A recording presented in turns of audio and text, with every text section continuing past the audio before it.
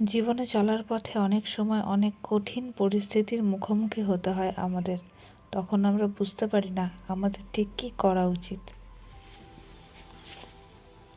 অনুপ্রেরণার অভাবে নিজের মনোবল যখন হারিয়ে যেতে বসে, ঠিক তখন পুনরায় সেই অনুপ্রেরণা ফিরে পেতে নিজের মনোবলকে আবার নতুন করে নিজের মধ্যে ফিরিয়ে আনতে যেসব মহাপুরুষদের বাণী বা উক্তি আমরা শুনে থাকি, সেই মহাপুরুষদের একজন হলেন ডক্টর এপিজে আব্দুল কালাম।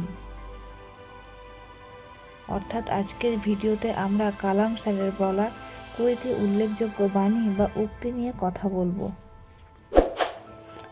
শুরু করার আগে বলি, ভিডিওটি ভালো লাগলে একটি লাইক এবং চ্যানেলটি সাবস্ক্রাইব করে যাবেন। সফলতার শীর্ষে পৌঁছানোর জন্য শক্তির প্রয়োজন হয়। তা হতে পারে মাউন্ট এভারেস্টের শীর্ষ বা কেরিয়ার। জীবন একটি কঠিন খেলা। মানুষ হিসেবে আপনার জন্ম অধিকার বজায় রেখে আপনি এই খেলা জিততে পারবেন। কৃত্রিম সুখের পরিবর্তে নিরেট উপলব্ধির উপর সমর্পিত হন। আমি এই কথাটা স্বীকার করতে রাজি যে আমি কিছু বিষয় পরিবর্তন করতে পারবো না। যারা মহান স্বপ্ন দেখে তাদের মহান স্বপ্ন অবশ্যই পূরণ হয়। আমরা কি এটা জানি না যে আত্মসম্মান আত্মনির্ভরতার সাথে আসে? যদি আমরা স্বাধীন না হই তবে কেউ আমাদের সম্মান করবে না। ভারতে আমরা কেবলমাত্র মৃত্যু, রোগ ও সন্ত্রাসবাদ সম্পর্কে পড়ি।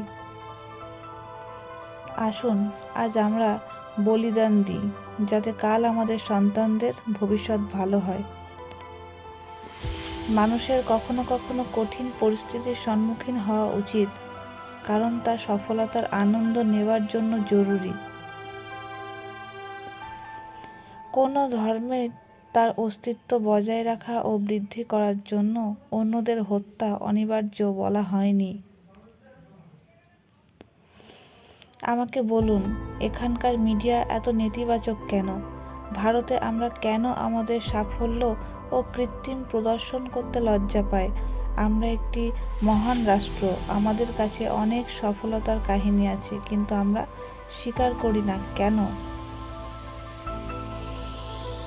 নিজের লক্ষ্যে সফল হওয়ার জন্য আপনাকে আপনার লক্ষ্যের প্রতি নিষ্ঠাবান হতে হবে।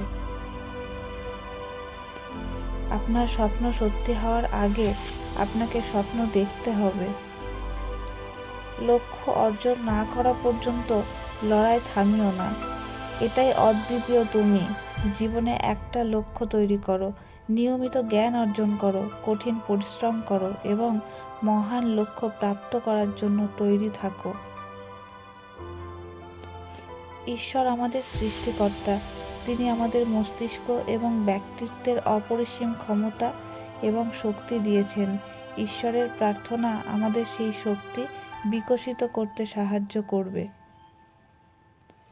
যদি কোনো দেশকে দুর্নীতিমুক্ত এবং মানুষের মনকে সুন্দর করতে হয়, তবে তা কেবলমাত্র 3 জন করতে পারে: পিতা, মাতা এবং গুরু। শ্রেষ্ঠত্ব একটি চলমান প্রতিক্রিয়া, কোনো দুর্ঘটনা নয়।